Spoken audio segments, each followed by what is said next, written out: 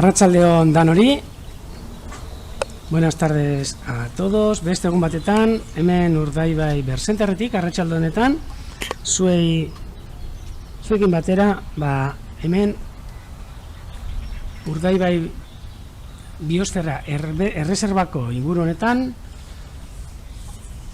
ibilaltitxo bat egiteko prest. Hemen edorta unamuno, Urdaibai Bersenterreko teknikari eta biologoa, zuekin egongo dena hemendik eta gutxi gora bera ordu betera.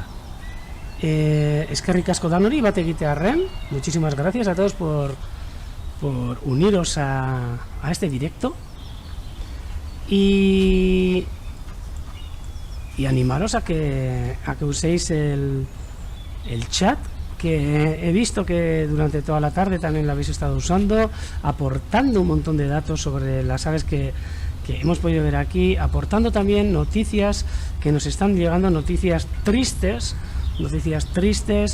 Buenas tardes a todos, buena tarde. Y noticias tristes desde la reserva de la biosfera de Urdaibai, donde podemos ver ahí en el chat y donde nos han llegado imágenes que a muy pocos kilómetros de aquí, exactamente, pues no serán más de 4 kilómetros en línea recta, pues ha comenzado un incendio en el encinar que estáis viendo ahora mismo en imágenes. Noticias tristes. Espero que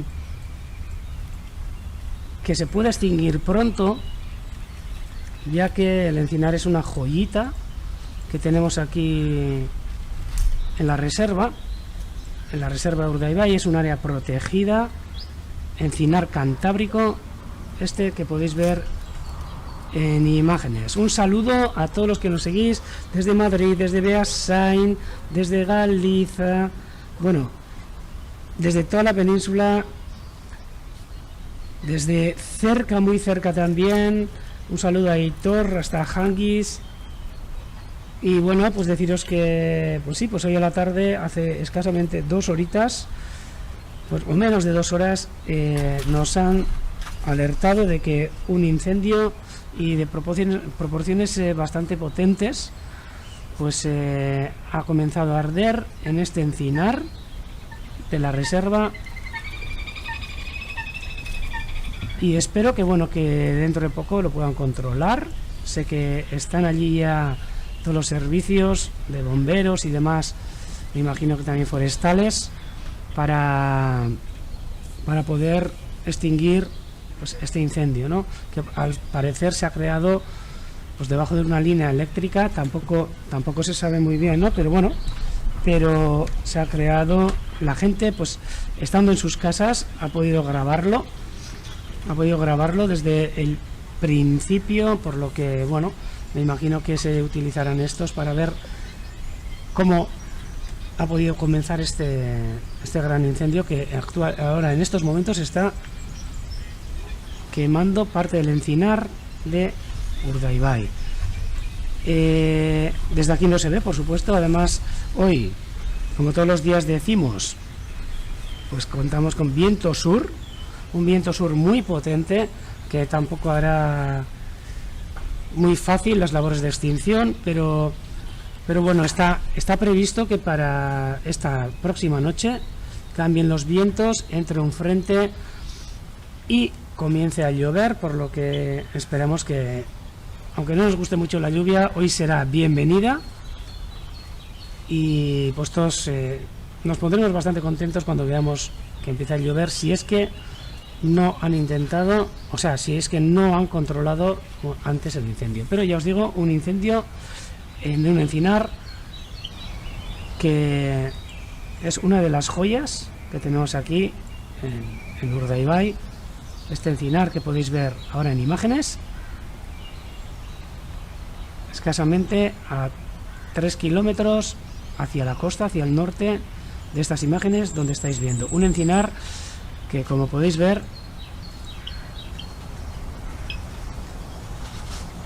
arratsaldeon Iruñetik ere leskairura, y un encinar Artadi Cantauriarra en euskera, que veis que es súper intrincado, prácticamente imposible de entrar.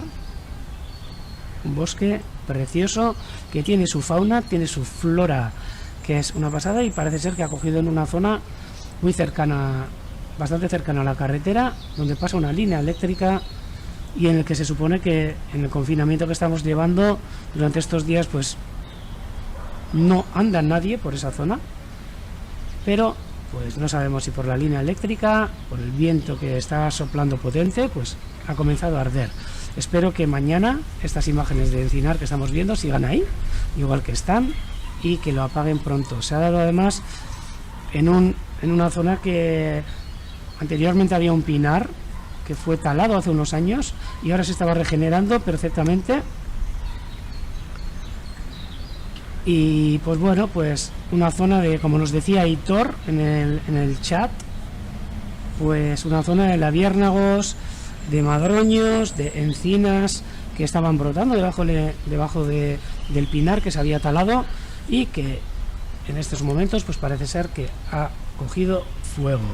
Nos comentan también, y que es una alegría para nosotros, no sé si para ellos, pero que en Ourense desde esta mañana está lloviendo lo lindo. Y pues bueno, ya sabemos nosotros aquí en el País Vasco que cada vez que empieza a llover en las zonas de Ourense y el viento nos llega desde el noroeste, pues al final termina llegando aquí esa lluvia, y esperamos en las próximas horas esa lluvia que nos vendría de cine en estos momentos, ya que un par de días que llevamos con viento seco o con viento sur, aunque veis que esté muy verde todo, pues puede ser un polvorín en esta zona para la propagación de incendios.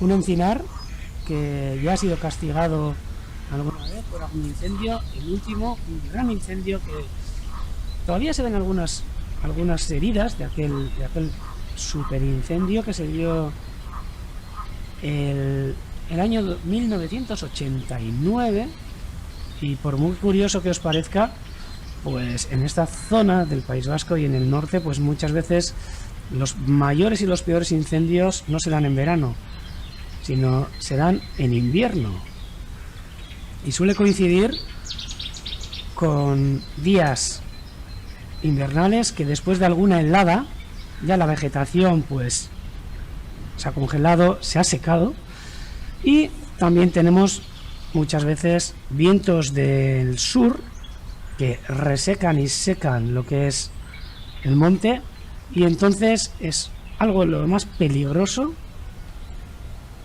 que prenda en algún lugar y en pleno invierno los incendios sean devastadores, como aquel año del 89 del siglo pasado, que todavía aquí en las laderas de San Miguel, que fue totalmente abrasado con parte del encinar, podemos notar algunas cicatrices de aquello, ¿no? Y se puede ver en las barrancas que quedan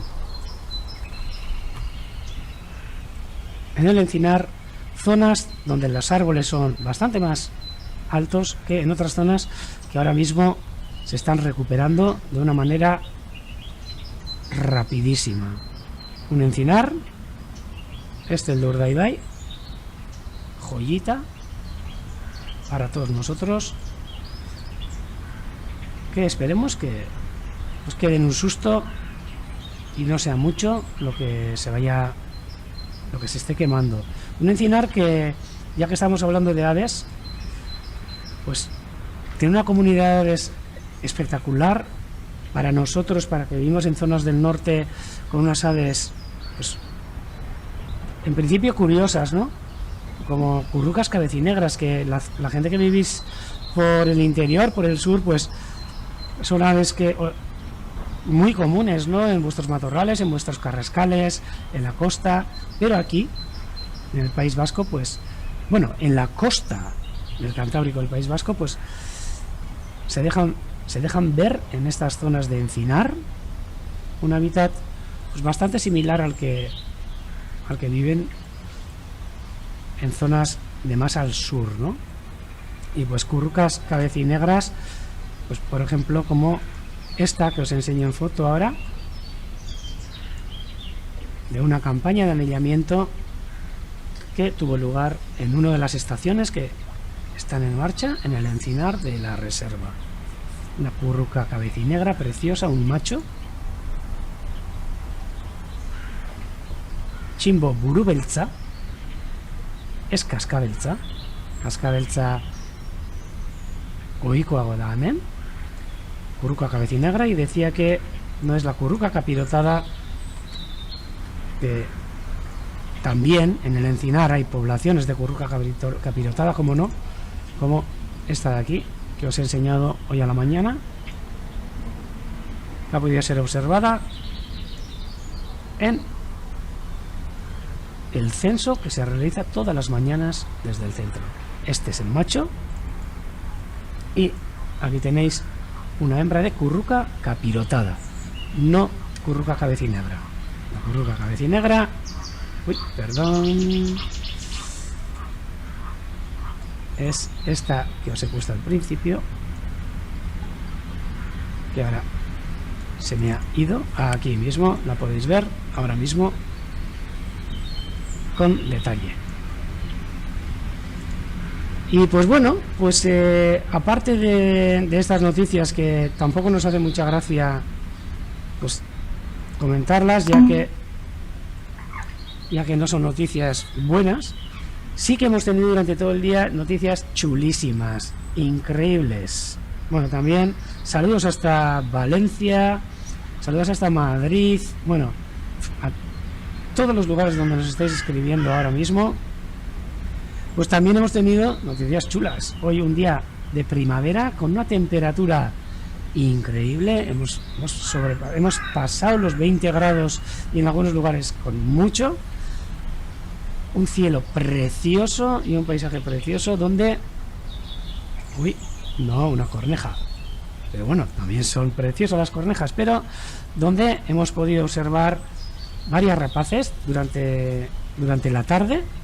Aparte de las águilas pescadoras, que es una pena, pero hasta hace escasos 10 minutos ha estado entre nosotros la que hemos dejado a la mañana. Echaremos un vistazo también a ver si la podemos ver otra vez. Pero bueno, águila pescadora que ha aparecido ahí. Un halcón abejero, un abejero europeo, mejor dicho, ahora que le han cambiado el nombre, un abejero europeo también que hemos podido ver, que también cría por estos encinares. También hemos podido confirmar lo que hoy a la mañana, cuando hemos estado durante la retransmisión, nos ha parecido oír un ganso, un ánsar común, y parece ser que luego ha aparecido, he podido ver en el chat de alguien que ha podido ver el ánsar común en la laguna, que luego también daremos una vuelta a ver si lo vemos, porque aquí también pues una vez que de verdad pues agradecemos, ¿no?, que se acerquen a ánsares comunes, que este año en su migración, la verdad, esta temporada, este invierno, el invierno pasado, en otoño pasado, no hemos sido capaces de ver muchos.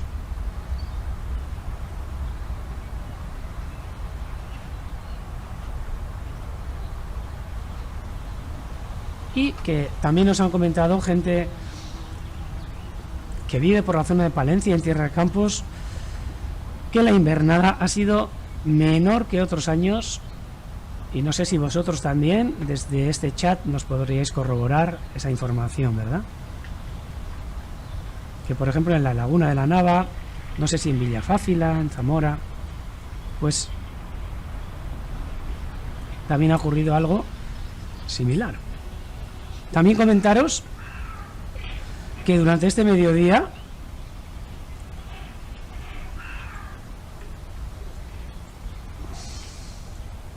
y mira, como nos dice Julen, no han sido imaginaciones nuestras que hayamos oído al ánsar, y no, pues lo hemos oído, y luego parece ser que también se ha visto. También durante esta mañana hemos visto una cigüeña negra preciosa, que justo cuando íbamos a buscar al águila pescadora, pues nos ha aparecido la cigüeña negra. Y como nos habían comentado también, pues parece ser que hay un paso bastante potente, una migración bastante potente de cigüeñas negras por por el País Vasco, y parece ser que ayer también y hoy se estaban viendo pasar por zonas de Zarauz, zonas de Guipúzcoa, de la costa. ¿Y cuál ha sido nuestra sorpresa? Que hoy al mediodía, sobre las 4 de la tarde, hemos visto un gran grupo, pero no de cigüeñas negras, sino de cigüeña blanca, unas 28 cigüeñas blancas que han pasado justo por encima del centro, primero a muy poca altura, incluso podemos decir que les han salido al encuentro, bueno, no sabemos si al encuentro o a echarlas de aquí, una de la pareja que está ahora mismo aquí en Urdaibai criando, ya que en Urdaibai solo tenemos, que sepamos, fijo una pareja. Ahora, estamos en duda con que haya 2 parejas de cigüeña blanca. Pues esa parejita, bueno, o por lo menos el macho, ha salido a su encuentro, a esos 27, 28 cigüeñas blancas que se han acercado hasta la reserva, y en un pispás han empezado a coger unas corrientes, unas térmicas, aire ascendente, y se ha visto cómo subían, se han juntado con algún buitre también que hemos visto en esa misma térmica, y han tirado para el norte, por lo que no sé si se habrán quedado también a las afueras, bueno, en el exterior de la reserva, en el estuario, o han seguido su migración, que sería lo más probable, hacia donde se vayan a dirigir al norte, donde críen, ¿no? Cigüeña blanca que, como os he dicho, muy común al sur de donde estamos nosotros, al sur de Urdaibai diría, ya que es común en Álava, Navarra, bueno, en cualquier provincia, bueno, quiere decir, Burgos, bueno, Cáceres, bueno, de todo, tenéis un montón de cigüeñas, pero que aquí es una joyita, y que la verdad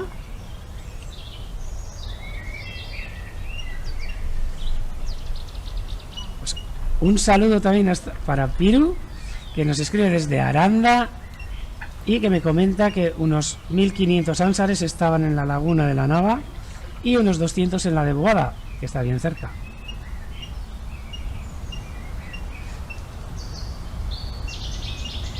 Este año, por lo menos por aquí, o la migración ha pasado sin que nos hayamos dado cuenta, que también puede ser, pero no ha sido el típico otoño donde ves esos grupos de ánsares que en un día, 2 días, pues pasan por nuestros cielos, o por lo menos nosotros no nos hemos dado cuenta, o han podido pasar por alguna otra zona aquí. Y bueno, y pues nos vamos a ir acercando poco a poco para poder ver qué es lo que hay en la laguna. Nos acercaremos a todos los lugares que les encantan a las aves, a los islotes, para poder observar, pues, por ejemplo, esta hembra de una nátida que tampoco podría asegurar, pero seguramente sí, ahora sí. Se trata de una hembra de cerceta común. Quería compararlo en tamaño con la cerceta macho que estaba a la derecha. Una hembra de cerceta común también dormida en estos momentos en el islote.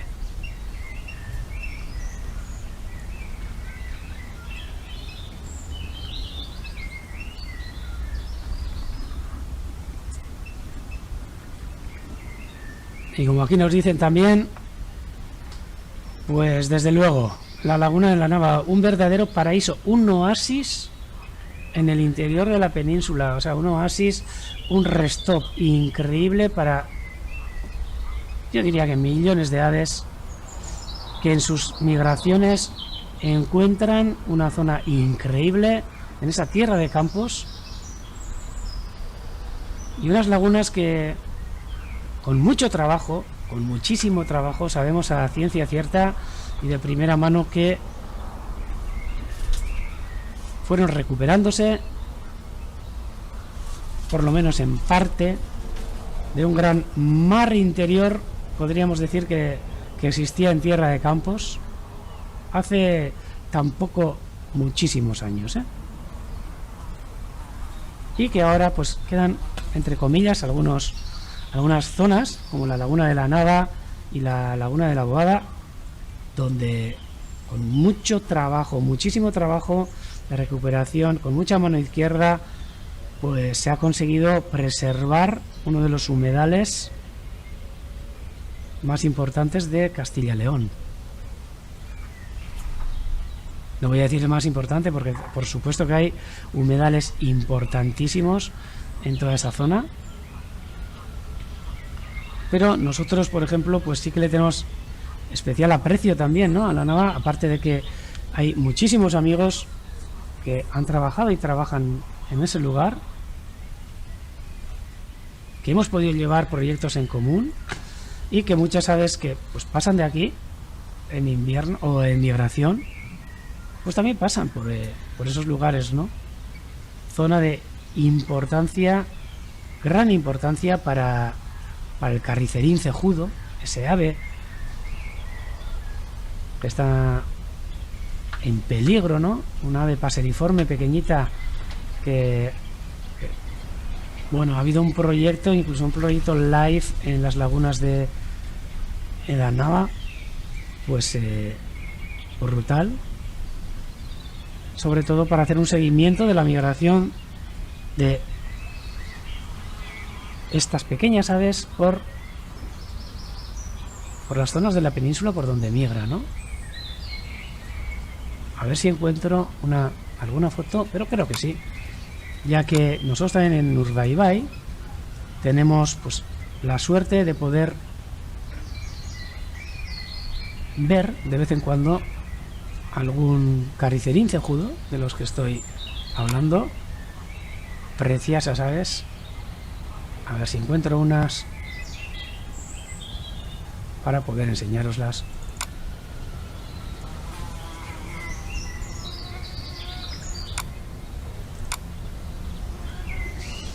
Aves que hasta hace pocos años pues tampoco teníamos constancia de que pasaban, hasta que pues tuvimos la opción de, mediante el anillamiento, de poder ver que por aquí pasaban, ¿verdad? Carricerines cejudos, estoy diciendo, Urbenarrisa, Aquatic Warbler. Este pajarito que veis en una mano, en la estación de anillamiento de aquí en Urdaibai, una de las aves en más peligro de los paseriformes europeos. No sé si quedan 15.000, 19.000 parejas, en lo que es en todo el mundo, por supuesto, y que cría en zonas de... Ay, perdón, esto no es el mapa del carricerín. Os enseñaré. A ver.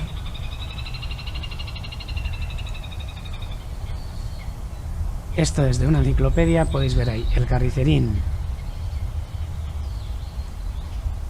cejudo y su mapa de distribución, que queda en muy pocas zonas de Rusia, algunas zonas de Polonia, Ucrania, pero que va desapareciendo rápidamente con la desecación de las lagunas y de los humedales donde se reproduce.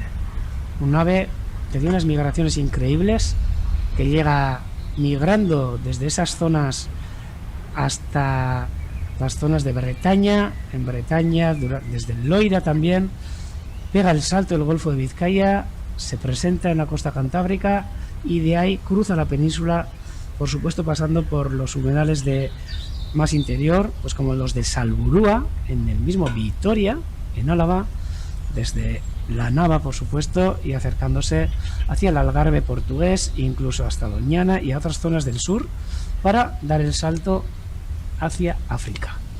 El carricerín cejudo, que mira, ha salido la verdad, pues con el tema de la Nava, que creo que venía por los gansos, ¿no? Ahí tenéis unas imágenes como joyas También nos comenta Elena que ha visto un charrán en la isla de las espátulas y posteriormente en la isla de las acederas. Vale, pues vamos a ir también, pues poco a poco mirando, porque yo empiezo a hablar y muchas veces me voy de un lado para el otro y al final terminamos en la nada, estando en Urdaibai, aunque la verdad que todos estamos unidos y relacionados de cierta manera, por lo que, pues bueno, es lo que tenemos, ¿no? Y como también me gusta hablar, pues bueno, aquí podemos ver una pareja de ánades reales, Basatea, Anne Colbert, catalán.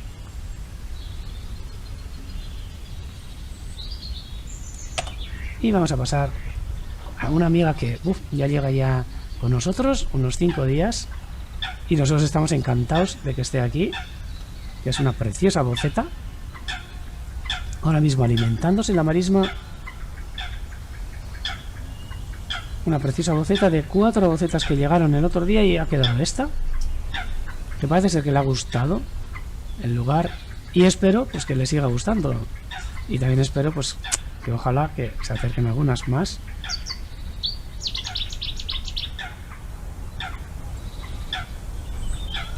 Luego repasaremos el islote a esa hora, Elena.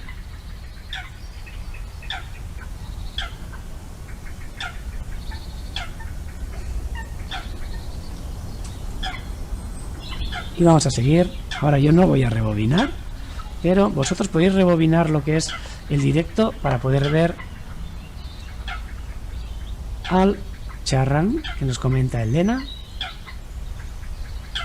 Aquí también una cerceta, creo, una cerceta hembra, también comiendo cerca de los ánades reales. Vamos a seguir por el agua dulce para ver alguna focha.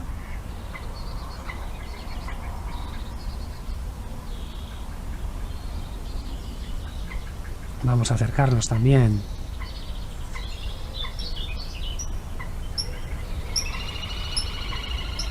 a otra focha que se está alimentando ahora mismo.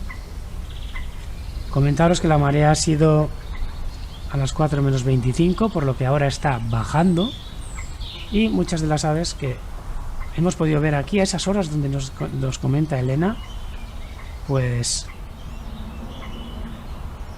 ahora seguramente pues habrán seguido hacia el estuario. Nos comentan aquí, a ver, está la foto que a mí con el internet que tenemos me cuesta que cargue, pero nos comentan que puede ser un charrán patinegro. Podría ser, ya que hace un par de días pudimos observar algunos de ellos, un par de ellos pescando en lo que es el meandro de la marisma. Aquí mismo, aquí podemos ver una cuadrilla de fochas alimentándose en estos momentos.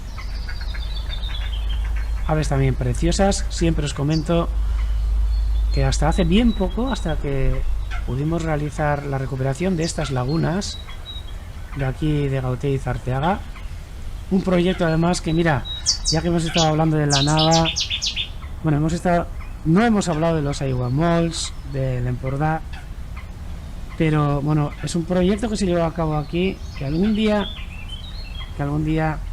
os explicaré cómo fue, y que algunas de nuestras referencias pues vinieron, por supuesto, de la recuperación que se realizó en las lagunas de la Nava, en Tierra de Campos, y también en el humedal de Aiguamols, en Girona, en el que tenemos buenos amigos que nos aconsejaron y nos guiaron en el tema de recuperación de esta laguna. Y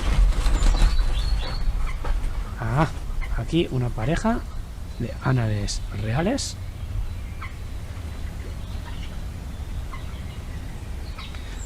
Me comentan a ver si es posible que se haya visto un vencejo real. Bueno, hay que mirarlo bien, pero sí, se han dado casos de vencejos reales también por esta zona, por supuesto. Hay citas, hay citas. Y no sé yo, ya miraré, Julen, pero ya me voy a enterar a ver si cada vez se está siendo más común. No el vencejo real, sino las citas de vencejos reales.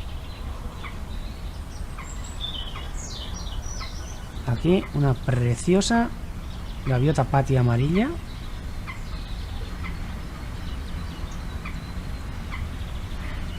Seguramente algún individuo descolgado de la colonia de Ízaro. Hay una pareja que todos los años intenta criar aquí en esta marisma, pero es una pena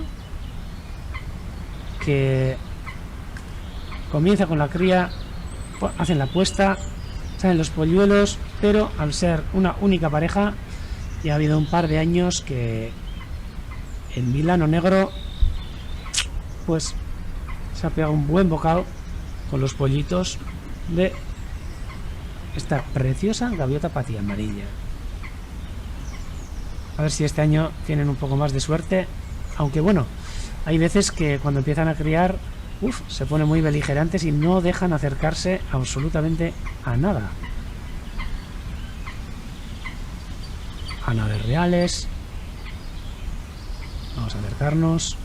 Vamos a ir escudriñando un poco toda la laguna. Y aquí podéis ver una parejita de pato cuchara. Atemocosa bala. Orenche curiartian.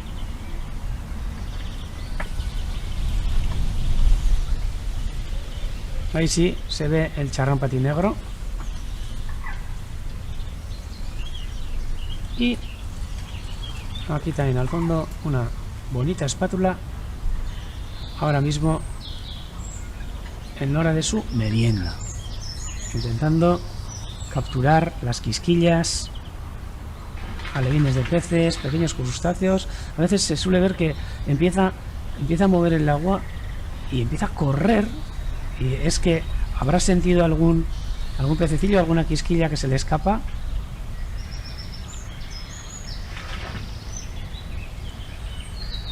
Mira, nos dicen por aquí unas entradillas para Elena, que ha descubierto el charrán. Pues mira, ¿por qué no? Oye, tampoco nos cuesta mucho. Y de verdad, Elena, pues mira,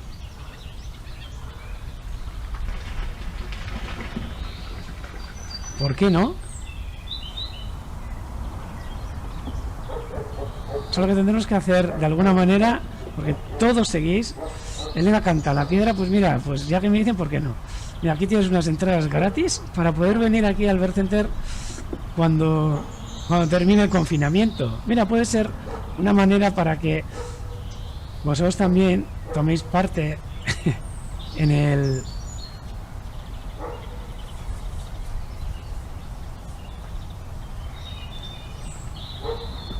Nos comentan a ver una pagaza pico negra, pero no. Para ser una pagaza pico negra tiene un pico muy pequeño. Y no, yo también diría que es un charrán patinegro, lo que podemos ver. O sea que, Elena, estás invitada a venir y acercarte hasta el Urdaibai Bird Center. No sé de dónde eres, pero pues mira, bueno, creo que sí, porque antes también nos has escrito, pero bueno, aquí podemos ver a la espátula.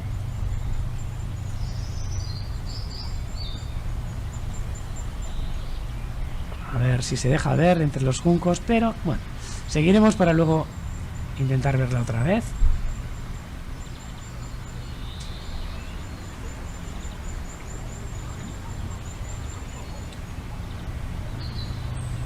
Aquí está también otro de nuestros amigos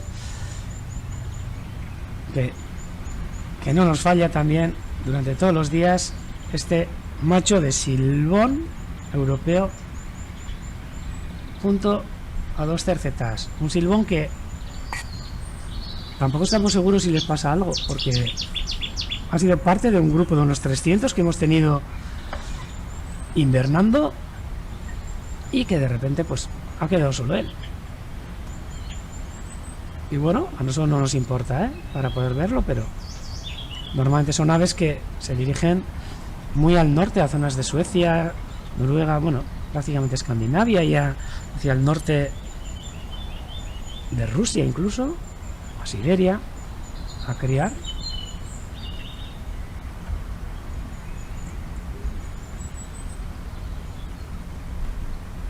Una pareja de cercetas alimentándose.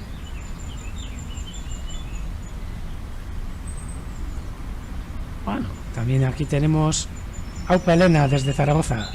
Un abrazo hasta allí también.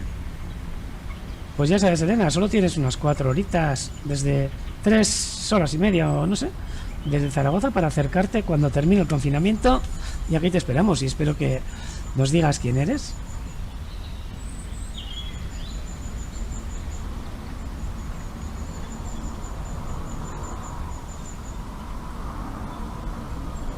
Precioso, el lana de rabudo, el macho, y la hembra que ha seguido alimentándose. Vamos a acercarnos ahora a los postes de los cormoranes y a la isla de las espátulas, por si. Aquí, mira, parece que cada uno tiene su sitio porque todos los días los vemos parecidos. El cormorán joven siempre coge, bueno, siempre, la gran mayoría de veces,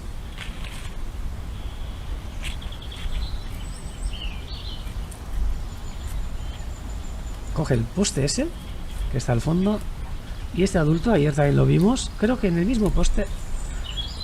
Ya creo que también son los mismos cormoranes, al final terminamos conociéndoles.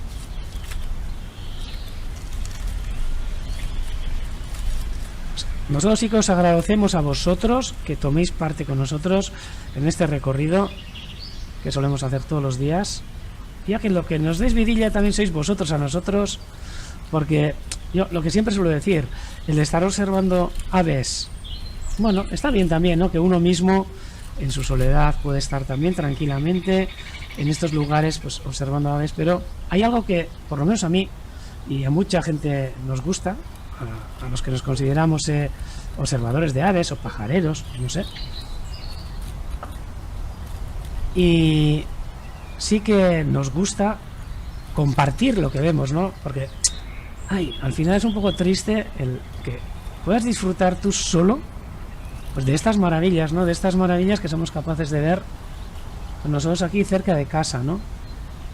Y qué mejor rollito que el poder disfrutar todos juntos, ¿no? Y que no solo yo sea el que hable, que es una pena que vosotros no tengáis y vosotros el micrófono abierto, ¿no? Pero que si sería posible, hemos estado alguna vez también que nos podíais llamar y tal, pero no sabemos cómo poder hacerlo, ya que algún día, bueno, os enseñaré el set en el que estoy, un set improvisado con 3 pantallas. En una veo el comedero, en una estoy manejando el directo y en otra tengo el material gráfico y vuestros comentarios del chat, pero bueno, algo inesperado también para nosotros, pero que bueno, estamos valorando también el poder seguir, por supuesto, después de este encierro, ¿no?, que estamos teniendo. Y pues ya os digo, muchísimas gracias desde luego a todos vosotros por seguirnos todos los días y comentar las cosas con nosotros, ¿no? Y poder ver estas maravillas, ¿no? Como este cormorán cerca de la cámara, medio dormido. Es una preciosidad. Y esto, pues, el observarlo solo, pues, es una pena. Es mejor compartirlo, creemos, ¿no? Y ahora, como hay mucha gente para compartir y por poder llegar hasta sus casas con estas imágenes, pues aquí un precioso cormorán en época nupcial, secándose las plumas, con una cresta que incluso diríamos que parece un cormorán moñudo, pero es un cormorán grande.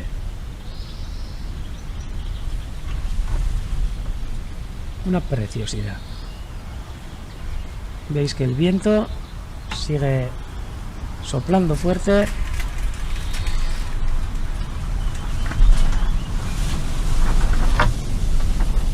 Y hoy, por ejemplo, pues este viento tampoco nos deja mucho margen para escuchar las aves que están en el entorno, ¿no? Me voy a acercar por si acaso el águila pescadora esté por aquí. Y antes de pasar a la retransmisión en euskera, pues haremos un barrido de la marisma.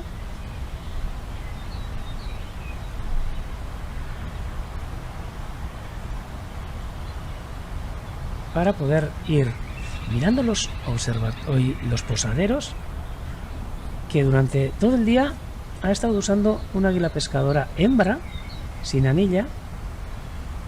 Antes hemos tenido la suerte de poder verlo, ¿no? Gracias también le tengo que dar al guarda forestal, a una xente forestal de aquí de Vizcaya, que actualmente está trabajando. Un saludo también a Staulot, en Girona, donde tenemos buenísimos amigos.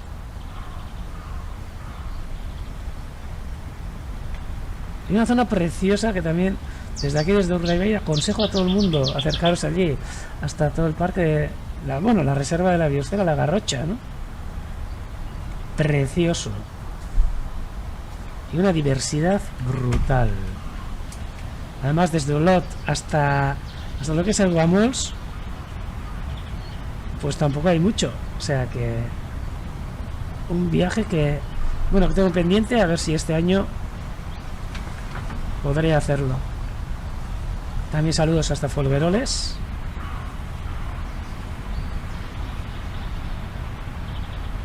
Tengáis una buena tarde. Y nos comentan aquí también, Alberto, a ver si alguna vez hemos visto becadas. Y pues sí. Y no hace mucho, además. No hace mucho. Hará un mes que cerca del centro, en unos bosquecillos que hay, tampoco voy a decir dónde, porque aquí es un ave, pero que aquí no se puede cazar, ¿no? Pero muy estimada por los cazadores. En un bosquecillo que está cerca del centro sí que salió.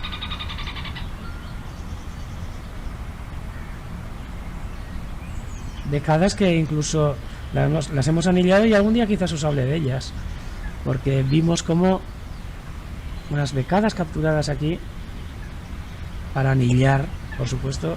Les colocamos un GPS y en un tistas se nos pusieron cruzando toda Europa a criar en una zona cercana a los Urales, después de haber cruzado todo el continente europeo y dándonos unos datos preciosos. Veis también que tenemos unos plumeros de la pampa preciosos, o sea que no nos lo podemos quitar de encima, como muchas de las plantas invasoras que se nos acercan. Pero si no, veis una zona de marisma con robledales pequeñitos, y que en este momento mi rastro del águila pescadora. Y con esta vueltita pues voy a pasar a la retransmisión en euskera. Y os dejo con este cielo precioso, que todavía le queda un ratito al sol para poder bajar. Y lo dicho, muchísimas gracias a todos, y seguir con la cámara en directo, que irá enseñando todo. Y si queréis seguir también en la retransmisión en euskera, pues adelante, que iréis poco a poco entendiendo también las cosas. Un abrazo a todos, y os dejo primero como todos los días, para que veáis un poquito de lo que es el Urdaibai Bird Center, un centro gestionado por la Sociedad de Ciencias Aranzadi.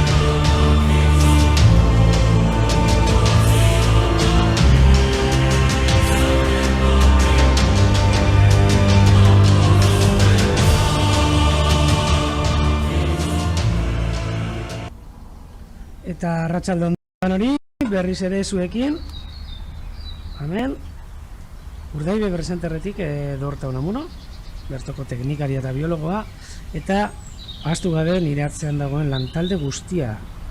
Lantalde guztia, emanaldi hau posible egiten duen lantaldea, beraien etxetik ere, landa lan, guk irudioekin disfrutatzeko. Komentatu gaur hasi garala ibilaldia, horrelako berri txar batekin behintzat, eta komentatzia inguruko jenteak jakingo du honezkero, baina txatean ere agertu da, nola hemen aurrez aurre ikusten dugun Artadi kantauriarra Laida parean, Laidako hondartzen inguruan, su hartu duela, eta su hori zabaldu egin da Artadian zehar, da orantxe dabiltza itzaltzen lanetan, eta espero dugu azkar batetan itzaltzia, ze benetan hemen Urdaibain Artadi kantauriarra hau, benetako altxorra dugu, batez ere faunaren gordeleku, hegazti askoren gordeleku, eta batez ere landaredia oso bereziaren gordeleku. Badirudi egun dena egoaizeak eta linea elektriko bat bota omen du, edo bota duela, eta Laida inguruan San Pedro Atxarreko magalean sua hartu du Artadi kantauriarrak. Espero dut badakigu lanean dabiltzala, bai suhiltzaileak eta bestelako laguntza batzuk, eta espero dugu gehiagora ez joatia, ze ikusten duzuenez Artadi hau oso itxia da, sartzeko eta nekez, eta garai batzutan, oindala urte batzuk ere izan zuen beste sute garrantzitsu bat, fijatu zaitezte, lehen ere goizan, beste gauza bateagaitik erakusten ibili naiz, baina zer nolakoa dan Artadia, leku itxia benetan. Hemen ikusten dituzuen zuaitzak, gehienak arteak, gartxuak, txorbeltzak, baita ere ikusten ditugu aritz batzuk, eta gehienek zu hartzen baldin badu, kosta egiten da itzaltzea, baina espero dugu, gainera badakigu edo komentatu dute nola eguraldiaren aldaketa bat ere badatorkigun gauerako, espero dut gaur euria ailegatzia, eta horrekin laguntzea orantxe momentuan ematen ari den sute hau itzaltzeko. Oso Artadi bitxia, gainera goizean ere komentatzen gainera kasualitatez egon gara. Orantxe esaten digute, ni hemen naugelez ez naiz enteratzen gauza askorik, eta badaki saretatik eta jendea badabilela gauzak bidaltzen, eta komentatzen didate amaitu dela, edo itzali dutela sutea, beraz posteko gauza. Eta gazteleraz ere esango dut, gazteleraz ere komentatu dugu, parece ser que el incendio que había comenzado en el Encinar, pues han logrado extinguirlo. O sea que estamos de enhorabuena en estos momentos. Eta horrelako berri honekin ere jarraitzeko moduan, esan behar dizuet, egun benetan zoroa izan dela gaurkoa, hainbeste gauza berri ikusteko aukera izan dugu, eta ez bakarrik emanaldia ematen ari izan gara momentutik edo bitartian, baizik eta egunean zehar jendea zuzenan funtzionatzen duen kamera hau ikusten egon da, eta ikusten ere zertzuk hegazti ikusten ziren kameratik, irletan, eta lehen goizean komentatu dugu nola antzar bat entzutea, edo antzar bat entzun dugunaren gauza galditu zaigu, ezta? Antzarraren kanta, ezta? Eta hasi gara begiratzen, da ez dugu ikusi, baina badirudi, bai, antzar bat agertu dela paduran, eta esan ere esan digute noiz ikusten den antzarra zuzeneko kameran.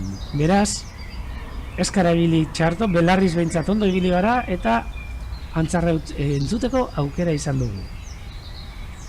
Orain momentuan ere, gozada bat, ze haizea gelditu egin da purtsu bat, eta baimentzen digu inguruan dauden hegaztiak entzutea. Ze orain dela momentutxu bat, emanaldi hasi dugunean, bakarrik haizea entzuten zen, eta ezken egun entzuten oin atzean entzuten dugun sinfonia hau, ez da hor dabiltza kaskabeltza kantari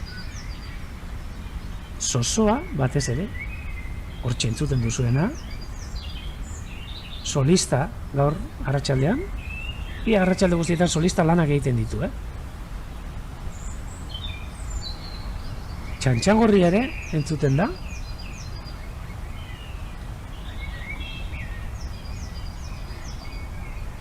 Nik batzutan egiten dudana da, jartzen dut kamera, zuzeneko kamera, batez ere goixetan eta iluntzetan, eta begiak izen ditut, ez dut begiratzen zer ibiltzen da nortik, eta bakarrik gelditzen naiz hegaztiak entzuten eta ea zer ikusten dugun, ez da, horre erreka txindor batek ere jo du, eta guazen egitera, nahi baldin baduzue, horrelako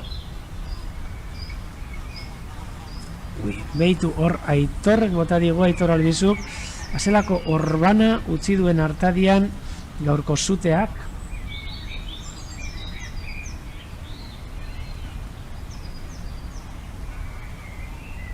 Benetan orban handia, baina eskerrak gehiagora ez den joan, ze behin hartadionek zu hartu eskero, lanak itzaltzeko, beraz, eskerrik asko horri bili diren daneri, itzaltzen lanetan ibili den jende guztiari. Badakit zuhiltzaileak etorri direla, hainbat lekutatik ez bakarrik ingurutik, eskerrik asko behintzat gure partetik.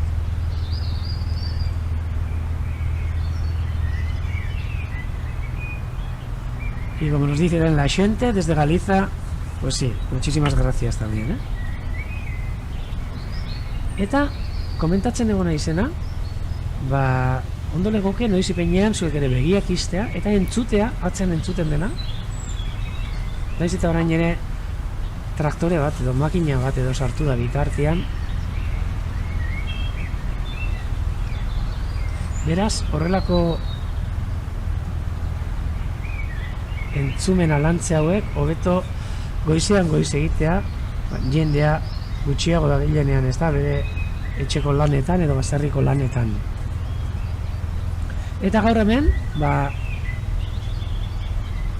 ikusten duzue, egoizea, topera, eguraldi itzela, egun osoan zehar, temperatura benetan altuekin, 23, 24, 25 gradu izan ditugu leku batzutan, eguzkia hor jaunda jabe, baina lainoen artean, dengo izean komentatu ditugun laino hauen artean,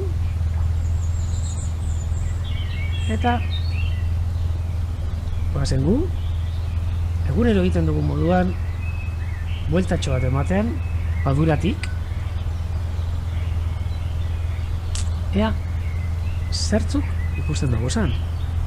Gaur badinotzuete, egun zoroa izan da, hainbeste berri on izan ditugu, txarren bat ere, baina berri on izan ditugu, eta migrazioak bere bidea darrai, arrantzale ikusteko aukera izan dugu goizian, zikoina beltza ikusteko aukera ere, antzar bat entzuteko, eta batzuk ikusteko ere izan dute, baita ere txenada hankabeltz bat ere agertu da, eta horra aukera egonda, iruterdiak inguruan ikusteko aukera egonda, irlatxo batetan, gero saiatuko gara berremendi da bilan, txenadak dira itxasen ara moduko batzuk, eta ozen gure lagunaren gana hurbiltzera, kaixo esatera gure abozetari, ja gure ipini dugu, naiz eta gure artean egon, baina ez gurea izan. Egunero bere alaitasunarekin eta bere mugimenduekin postu egiten gaitu, eta oso irudi politak eskaintzen dizkigu, jaten baldin badago edo atxedenan dagoenean ere, oso bitxia den hegaztia honek. Baita ere komentatzea, batzutan nahastu egiten dut, ez da, baina hemen pantalla batetan daukat, eta erakutsiko dizuet ontxe, nun daukagun, hemen dorrearen ondoan, ikus dezakezue daukagun hegaztientzako janlekua, eta ontsi ikusten duzun hau kamera batekin, hortxe hegaztitxo batzuk badaude, eta orain hori ikusten duguna urruti jarriko dugu ikusteko beste kameratik, eta hortxe ikusten ditugu kaskabeltza,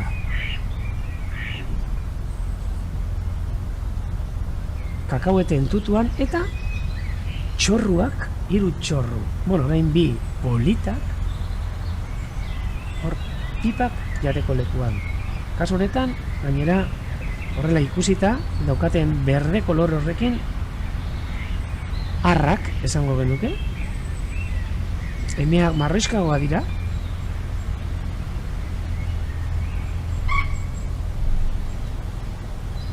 baina txorruak. Dano gainera pentsatzen dugu, hegazti hauek hemen inguruan bizi dirala, hegazti txikiak eta ez dugu imaginatu ere egiten zenbat kilometrotako migrazioak egiten dituzten.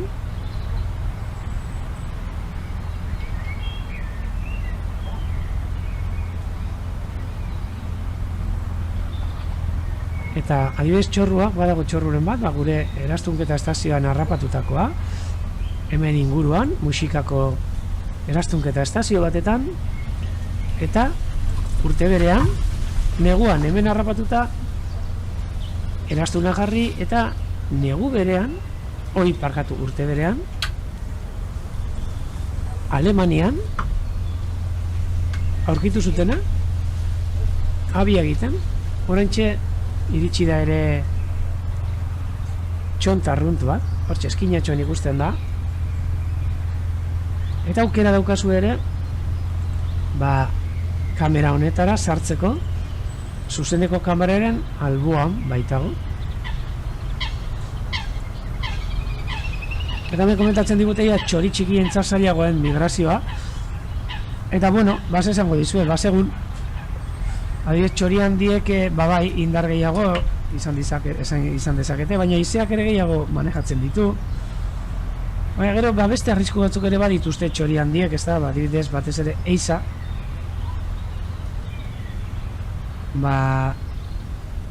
linea elektrikoak, horrelakoak, eta txori txikiek horrek gutxiago sufritze dituzte normalian, klaro, segun eta non. Baina ala eta guztiz ere migrazioko bide hori eta migrazioko fenomen hori hegaztientzako oso latza izaten da.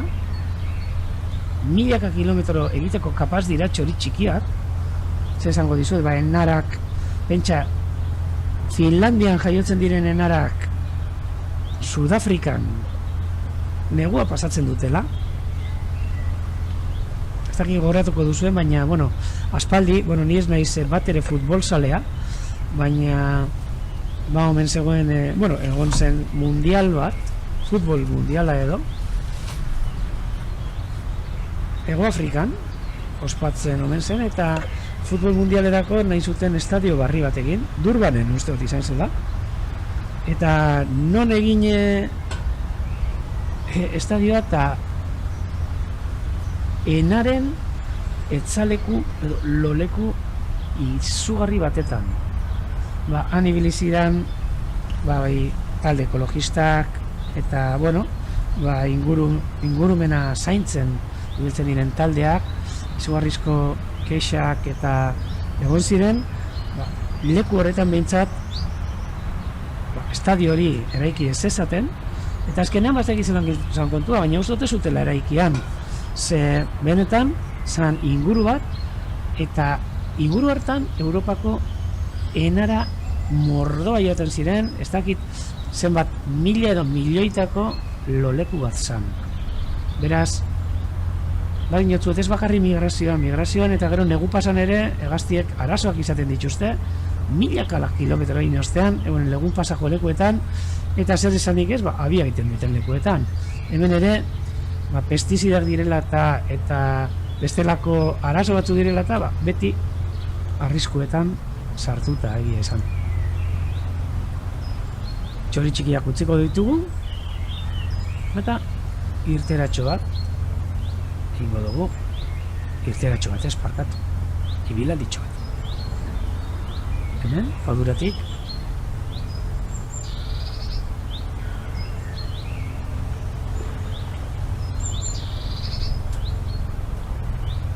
hor atzean ere orain sosotik aparte eta belarra ebakitzeko makina horretatik aparte txio bat ere entzuten izan da eta kaskabeltzak ere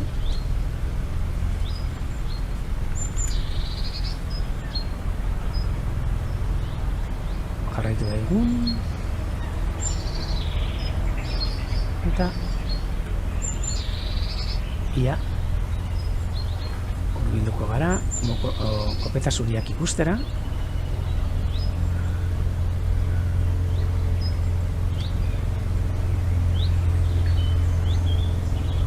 Hortxe entzuten daulako txuit, eta horrek txioak dira, txio arruntak esango nuke.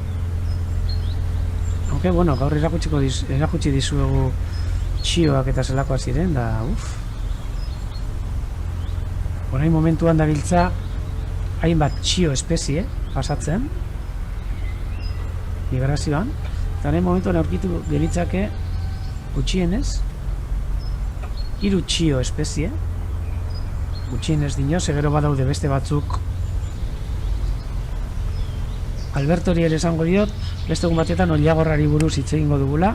Le comento a Alberto también que algún día os voy a comentar sobre la becada, porque el proyecto de seguimiento que hicimos hacia sus zonas de cría fue increíble. Itu hemen lehen komentatu dut nola badaude negazio batzuk egunero bizitatzen gaituztenak edo guk bizitatzen ditugunak egunero, eta euretariko bat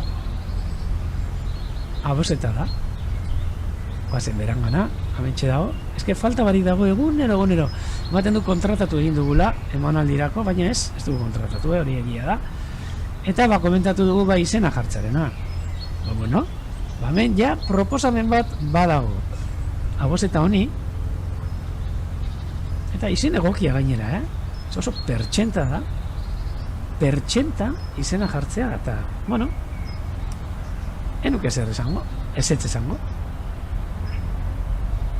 Beraz, nagorek esaten duen moduan, sugerentziak ere onartzen dira, baina izen polita da, pertxenta.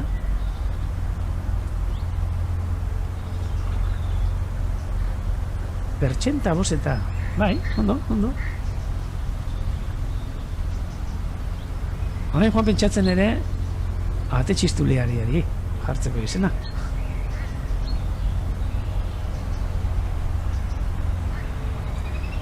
Oso ondo. Bueno, Nagore, zuk ere nahi baldin baduzu, bitu.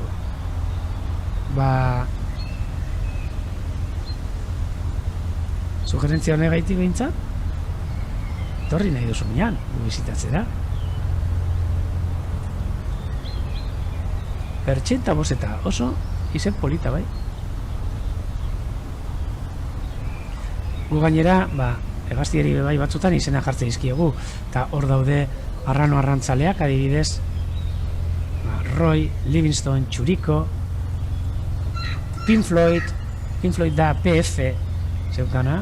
Hemen behitu, badaukagu ja beste kide bat, ados dagoena, Julen, beraz, boto bi, da, bueno, beste izen batzuk ere hartuko dira, kopeta zuri polit bat untxe arratsaldeko bainua hartzen, lumak eta tontzen da garbitzen.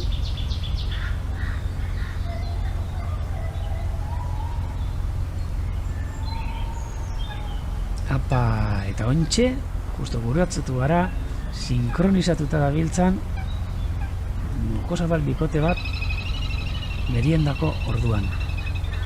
Amentxe. Nedan politxek, heldu bat eta gazte bat, hortxe mokoa eraginez, burua eraginez, kiskilatxoak eta arraintxoen bila, hauxe gaztea, eta amendator, heldua eta ontxe, heldua jandu.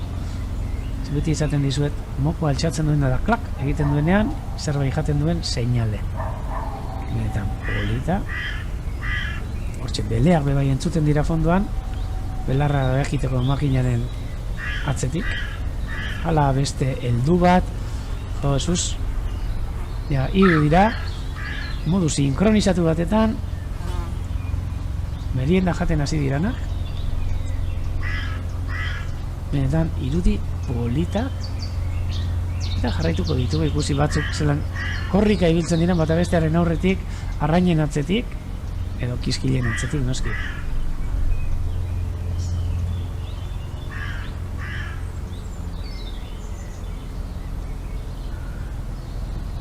Eta hortxe, irudietan, Vicente jarri dizkigun kiskileak eta mokosabala, bere mokoarekin, eta baina gore, suposatzen dut hemen ikusiko garala. Beitu hemen txoke bat egon da, bien artean, kiskila batekin borrokan ibili dira, eta benetan irudi politak, eta mokosabalak jan da jan, hemen paduran,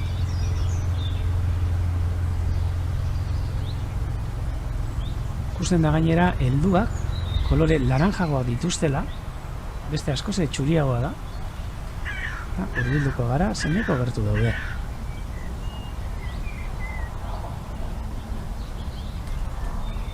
Eta bai, bat, hor Vicente komentatzen digu, mesedez jartzeko zuen konfigurazioa, HD-en, alba duzue behintzat daukazuen internetaren arabera, baina alba duzue jarri, eta hor bai ikusiko duzuela kalitate askoz ere hobearekin, ze batzutan automatikoak saltatu egin dezake ere.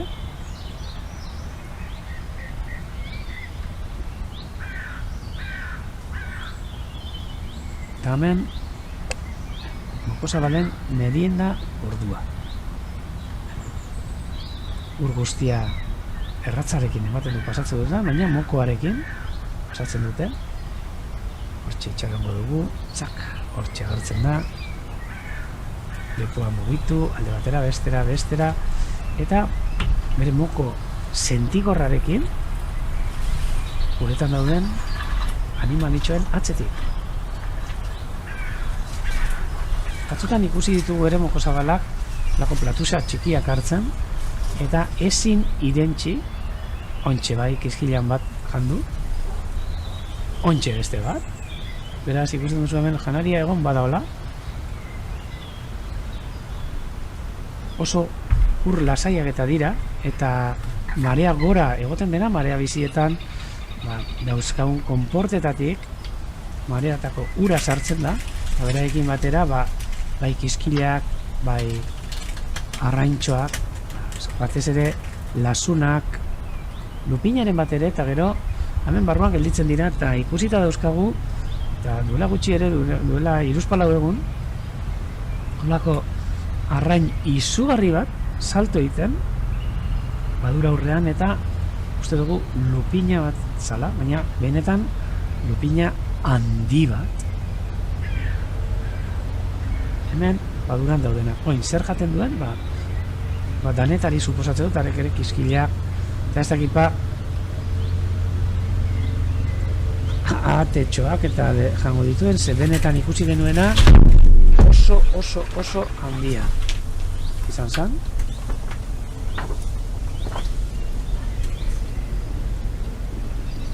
Eta hemen utziko ditugu apurtxo bat, jarraitzeko guk gure bidea. Eta hemen, a ber, lertxuntxoan, ez. Bertxenta boseta. Benetan pertxenta da, Holan, elegantia, eta ematen duen kapuntetan nabilera gainera.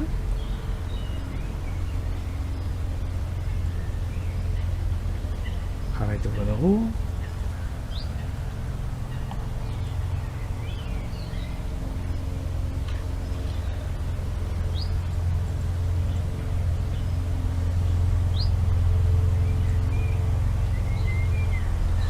Eta lehen Salamankatik ere esan digute, pertxenta botezeta barik ahate txistularia ere, maite mindu egin dala ez egun honekin, eta areri be, joan pentsatzen izen bat.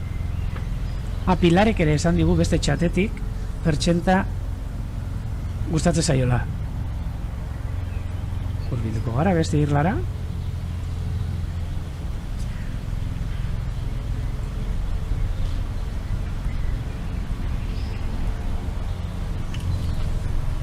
Eta ikusten dugu gaur, bintzat, nahiko utxik dagoela, hemen dago. Abate txistularia, gure laguna. Benetan polita. Eta, arratsalde hauek eta goiz hauek ere elaitzen diguna, ez da?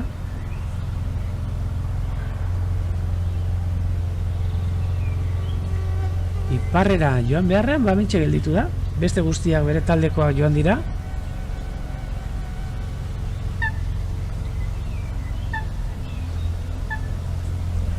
Eta Maitek amendik galdetzen dit ere beren etxean miruak ibiltzen dirala, eta ez dakila desberdintzen dira beltzak ala gorriak diren.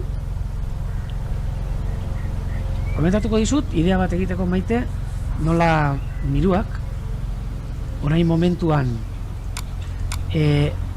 baditugu beltzak etorri barri, ja hile bat ere bada etorri direnak Afrikatik, eta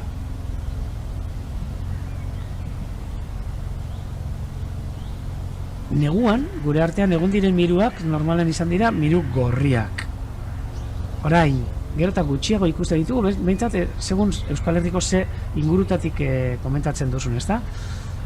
Baina egunotan miru beltzak zein gorriak ikusten gabiltza, eta saiatuko nahiz erakusten, horrentxe saltotxo batetan,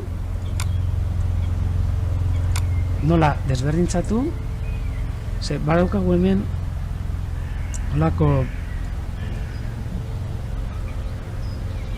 izatez enziklopedia bada, gaztiena, eta erakutsiko dizuet miru beltz bat,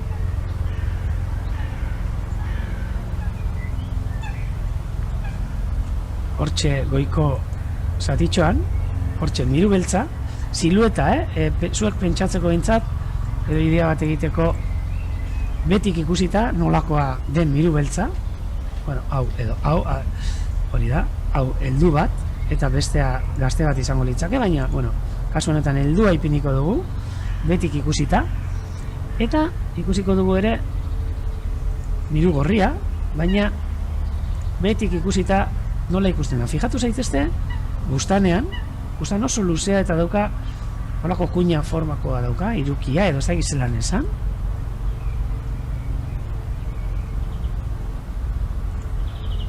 Eta miru beltzaren kasuan berdina, baina askoz ere zuzenagoa dauka irukia.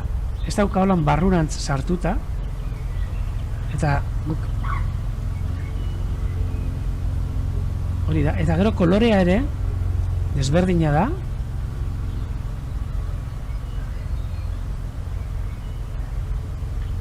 Hauxe miru baltza, eta gero erakutsiko dizuet ere beste irudi batzu, baina eta hau gorriska ikusten duzuen moduan. Baina orain, hemen bintzat Bizkaia partian da Gipuzkoa partian esango nuke, miru baltzak direla zeruen jaun da jabe, eta miru gorriak joaten da biltzala, naiz eta egunotan ere banakan bat ikusten ari garan. Eta gero, benetako argazkietan ikusiko dugu, a ber, iristen nahi zen, bai, iritsiko nahi zona miru beltzak erakusteko lehenengo, saiatuko naiz hemen, segundo bat, a ber, nola ikusten dan, bueno, hemen daukazue, miru beltz bat, hemen Urdaibai berzenterritik ataratako argazki bat, ikusten zuen zen nolako bustana daukan, irukia, eta zuzena, basea, edo inarria bintzat, beste irudi bat goitik ikusita miru beltzarena, iluna, jarraituko dugu miru beltzarekin, a ber, baditugu irudi polit batzuk, holan, beraien artean dantzan, zeruan, hemen, irudi itzela, hemen dituzuen miru beltzak, ikusten duzue, eta hau argazkia horrela aterata dago, bat goiko partean, bat buelta eman da, eta hortxe dantza batetan ibili ziran, miruak, bituzelako postura, egaz egiteko, miru honek daukana, batzutan, hanken artean engantzatu egiten dira,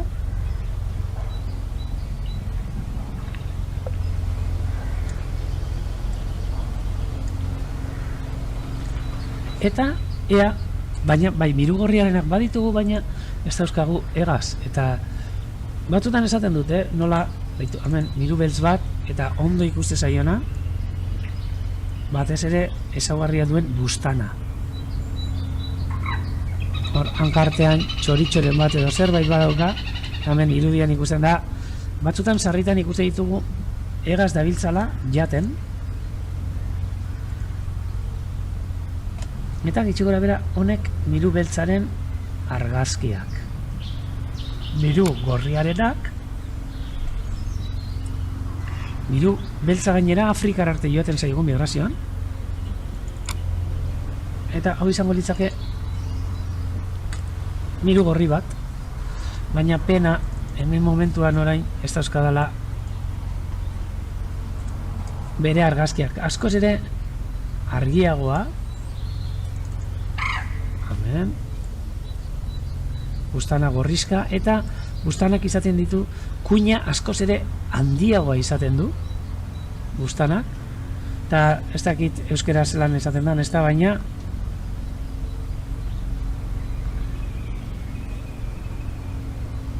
kola de Milano badago horrelako forma bat, teilatuetarako eta solibak eta erabiltzen direnean, eta ageak horrelako forma bat da, kola de Milano ditzi zaio. Ai, belar makina gelditu da. Uf, lasaitasuna, iritsi. Eta, kola Milano deitze zaio horri ere. Beraz, ez dakit lagundu dizuen apurtxo zerbait, maite. Baina hori miru beltza eta gorriari buruz. Gero, egia esan, siluetatan, zapelatzak ere desberdina dira. Hortxe, beitu Julenek bialdu digu, miru gorri baten irudi perfektua. Julenek bialdu diguna hor. Hemen komentatzen didate, pertsenta talde baten zain egongo aldean, ala bakarrik abiatu liteken, da, bueno, posible da bakarrik abiatzea ere. Baina, kasu honetan bakarrik gelditu da, zelengo egunean lau aboseta egon ziren, hemen, eta hiruk alde egin zuten da bat gelditu da. Eta ja badara matza laupabost egun, uste dut. Segunak kontrolatzea segunetan gauden ere egoera honetan, zaila izaten da.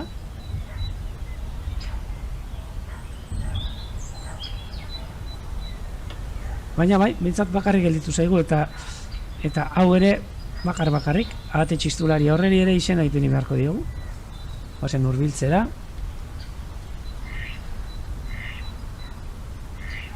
Eta joan aurretik, noski, bueltatxo bat eman behar dugu. Ea, arrano arrantzalearen zantzurik ikusten dugun.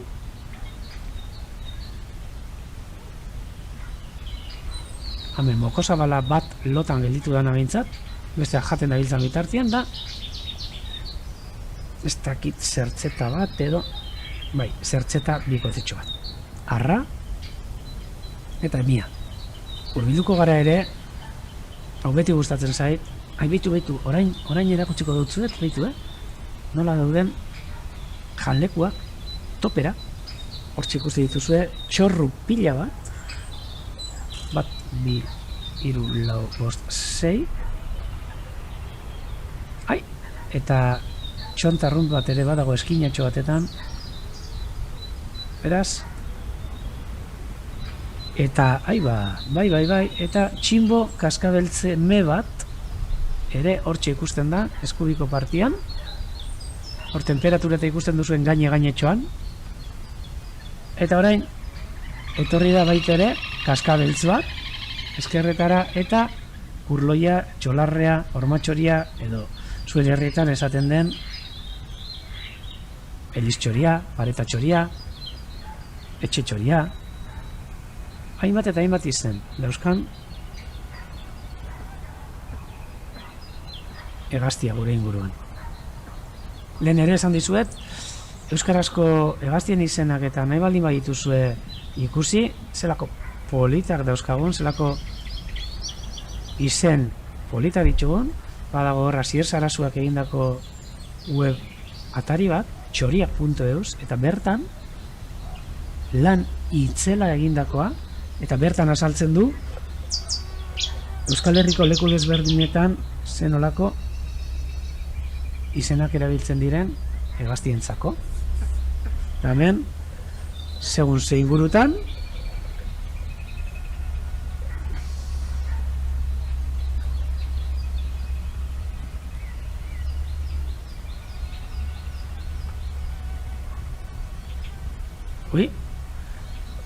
hemen orantxe iruzki mata hilagatu zaigu, eta gero komentatuko diot Vicenteri, ze komentatzen didate hemen norbait idazten dabilela eta bere izen agertu beharrean beste izen bat, orantxe Juan Diaku Ugarroia, beste izen bat agertzen omen da, Vladislav Mironov, ez dakit, nik pentsatzen nuen zu jarritako izen bat dela.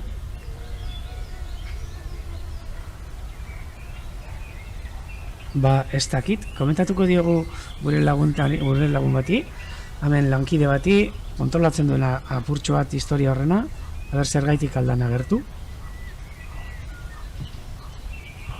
Eta kontatzen digu, erantzuten dizu gazteleraz, bera txiklanakoa da, baina ulertzen du horrela euskeraz ere, eta hortxe jartze dizu txatean zer egin behar duzun. Nik barkatu, baina gai horretan, benetan, galdu egiten naiz asko.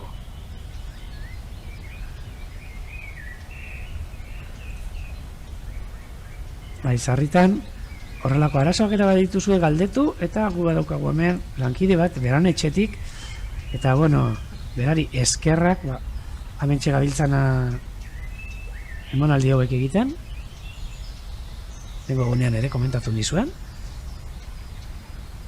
Euskadizekoa, Vicente, txiklanakoa izatez, eta gurekin urteetan lanean dagoen laguna.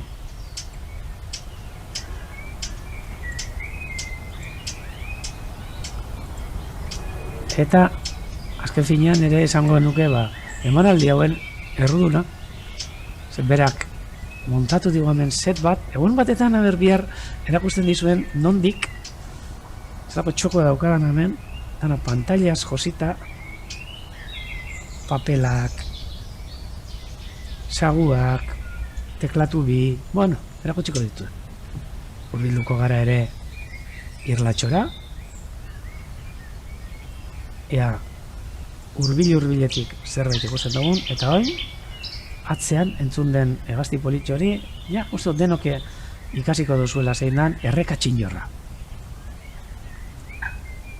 Hemen basateak, baina eta hurbilduko gara polita dirata, ustera nola luma garbitze dituzten, arratsalde honetan, detaile oso arekin. Hemen polit bat, Eta ontxe ditu, kuliska zuriak entzuten izan dira hortxe fondoan. Arbat, eta fijatu zaitezte atzo egun ginen hitz egiten espejuelo, ez dakit zelan dan euskera, saiatuko naiz gero bilatzen, eta hemen basatearen espejuelo edo luma dizdiratxu horiek egon dituztenak, eta noski arrak atzeko partean dituen luma kirikilo dunak. Kirikilo bi aurkezten ditu normalean, basateek aurkezten dute, eta hemen luma garbiketetan, hemen beste arbat, hau behitu zelako koloreak dituen batez ere buruan, benetan polita.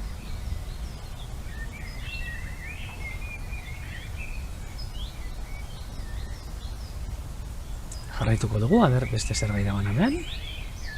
Apa, bai, hemen. Uztai belarren artean, janari bila, kopeta zuri politz bat.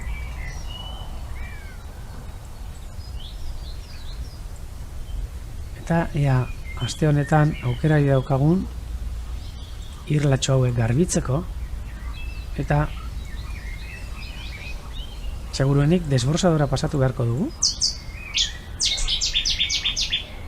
Limikola eta bestelako gazti batzuri leku egiteko bai. Hemen basate emea eta atzo komentatzen genduen luma dizdiratxu hauek ikusten dena. Ikuste zaizkio, primeran, luma dizdiratxu horiek. Identifikatzeko oso baliozkoak, batez ere emeen artean. Horratzean entzuten den txoria txak, txak, txak, txak, txak, txak, txingo kaskabeltza. Jarriko dizuet bat. Hauxe. Orain isildu da, justo jarri dudanean, zak, isildu egin da. Baina hor txegili da, txak, txak, txak, txak, txak, txak. Jarraituko dugu hemendik, ertzetik. Opa. Ez, gaur basaten eguna bihurtu dau, irla. Baina, hala eta guztiz ere, benetan, politak, erdilo dagoen, ikusi nola betazalak moite zaizkion, betik gora, eta oso detailen ikusi genezake bere lumagia, arnasa ere nola hartzen duen, figatu algara, hortxe, gora eta bera, eta fondoan ubarroiak entzuten dira ere, ubarroiak edo karrabasoak, potorroak, bustarroizek, hemen busturialdien ere, bust egiten da dena, murgiltzen dirana, murgiltzen diran erroiak. Eta esango nuke, Irlan, ez dagoela beste lagunik, baina murgildu baitesan, bustarroiak, egon diren, ze suposatzen dut orain, abian egongo dirala, ea, bai, ontxeia gaua pasatzeko,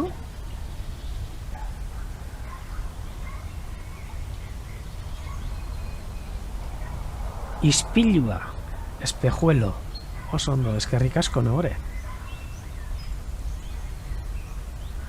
Hemen ikusten duguz, ubarroi kuadrilla, hala jan ere egiten dutela, noski. Ispilua, behitu. Hemendik aurrera. Eta Mokosabala, oi, parkatu, Jesus. Bustarroi, edo ubarroi, karrabaso, kormoran, edo potorra hauekin, Edo sakilupe bai, egize, ondarrun. Orduen karrabasoak, ez da hipa, karrabasoen hori izango dan, lekitxon edo. Batek daki. Baina karrabasoa be bai. Deitzeotze, eta sakilu, pilarek esaten dozkun moduen, ondarrun. Eskerrik asko, pilare?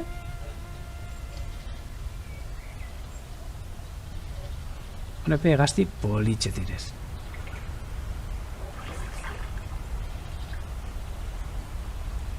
Eta, sakilu honekaz, hirueldu eta hemen gaztetxoa, ja, honepe gaba pasatzeko prestatzen ari diran honek, nik neupe, bihar arte esango dutzuet, eta ia bihar, gaurko moduan, ia zer sorpresa, topatzen dugu zan hemendik,